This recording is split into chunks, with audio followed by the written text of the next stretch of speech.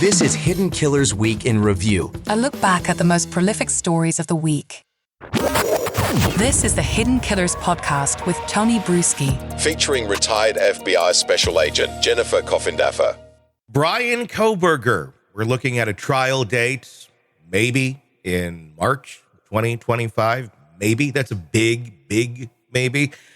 It's very much lining up with the early predictions of Jen Coffindaffer, who's joining me right now, retired FBI Special Agent. You called it, I think, like the first week we started talking about this case, if this isn't going to trial till like 2025, 2026. I thought, like, nah. Well, yeah, you're exactly right. I guess the question that I have, I'd love your perspective on it, is we're talking about one night in the life of one man. Obviously, there's victims here, but we're putting Kohberger on trial. So couple hours. Why does it take nearly 3 years to determine what this person did in the course of those few hours? So I think the biggest issue here is the fact that it is a death penalty situation. And whenever you have that, the court is going to be much more lenient in terms of providing for plenty of time for the defense to make their, to work on their strategies, to review evidence, so on and so forth. You have that combined with the fact that this defense team, by the way, of 4 attorneys, 4 very well-paid attorneys, know that it is a very fruitful strategy for the defense to delay due to evidence being, issues with evidence, issues with witnesses. Anytime something happens right away, it's going to be positive for the prosecution. When it's 3 years away, it's going to be a more difficult case. And they know that. So you combine those two factors and the fact that there's 50,000 terabytes of information to review. Although Ann Taylor says that doesn't seem to be a huge problem, that they seem to be through most of that. Yeah. Well, and I can understand that. I mean, that's a thing I've been bringing up quite a bit, where we hear, oh my gosh, all these terabytes, 50 terabytes of data. And it does sound big, but what we're likely talking about with that much data is security camera footage from all over the place. And a majority of that footage shows absolutely nothing, but it takes up a lot of space on hard drives. And so it sounds big, but in reality, is it really that much? I'm going to guess probably not, but you do have to go through that. But again, 3 years, the prosecution saying they've already gone through 95% of the evidence.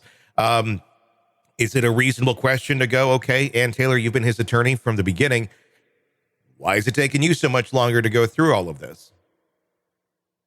Well, as I said, it's a strategy. And I keep pointing out that, unfortunately, Tony, we haven't even started the real hearings yet. No, we haven't. No. We haven't had suppression hearings. We haven't had anything to deal with the evidence. And you can bet it's going to come in. They're looking at every possible mistake that could have been made. And they're going to make a lot out of anything that was done by accident. I'm not saying there's anything there. I'm saying they're going to be looking and they'll find something. I think that probably is the answer to the question of why is this going to take so long? Because it's not even necessarily looking at the merits of the case, looking at the alibi, which, as we know right now, is he liked to drive around. It's more so, what can we find that was done wrong? What technicality can we find that was done wrong here after the fact in the investigation, that we can argue and maybe get him off on some sort of a technicality? I think that's really their only hope. And if their goal is simply to save his life, that's probably the only hope they have of doing that as well. Yeah, that's very well stated. And I think the other issue is with this delay is what is happening on social media that, of course, transcends also to mainstream media in some cases. And that is the complete falsehoods that are just being raised and actually made up. As an example, the Steve Gonsalves text messages that are floating all around social media, where he is basically saying, oh, it's Brent Kopaka. I'm convinced there's somebody else involved, that this isn't, that he doesn't believe in Kohberger's which I can tell you unequivocally is absolutely false. Yeah. And they're made up. Yeah. But, they get the right moniker in the top left, and they, put Steve Gonsalves, and it's really sad. It's as sad. We're watching this unfold. Yeah. And it's scary how quickly people are able to just believe something like that on social media. It's just a quick swipe. Oh my gosh, did you see Steve Gonsalves is saying this? Oh wow. Next swipe. And then when they talk to somebody, I saw this text that said Steve Gonsalves, and it spreads. And then somebody, oh, I saw that too. Let's like, and then it's completely devoid of reality or fact. But then you have this narrative that starts going around. But I mean, that's like that with anything in social media, to be, real about it. Yeah, it spreads like wildfire.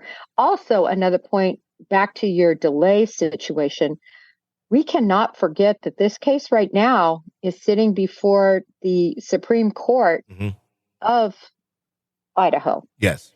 In terms of the issue concerning, the grand jury and their findings.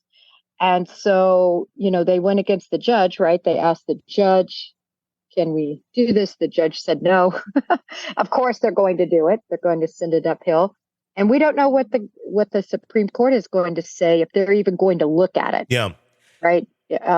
So this is even more delay, because the defense is going to say, well, until we hear back from the Supreme Court and something's been decided in that realm, we can't do anything. What could the Supreme Court of Idaho rule on this if they do decide to hear it? Well, they could rule that there wasn't, or that there was. I think there are several issues regarding what happened before that grand jury, and they could rule in favor of the defense in terms of all their points regarding the probable cause. And remember, their big point is that it really, in a grand jury, it shouldn't be probable cause. It should actually be beyond a reasonable doubt. And they, go back, I think, a couple hundred years with some case law. And so it's a very unique and sort of far-fetched philosophy. Mm-hmm. But the Supreme Court could decide to take it up. And I mean, it's possible. I don't think they will, but it's possible. Yeah, it is a very old, I mean, as I've heard from other defense attorneys describe it as, I think Ann Taylor's been waiting to argue this to the Supreme Court for years, just because it's kind of a weird caveat to this, where technically the old law says this, but it's not really how anything's been followed at all with grand juries in any recent history or modern history or the last 100 years of history.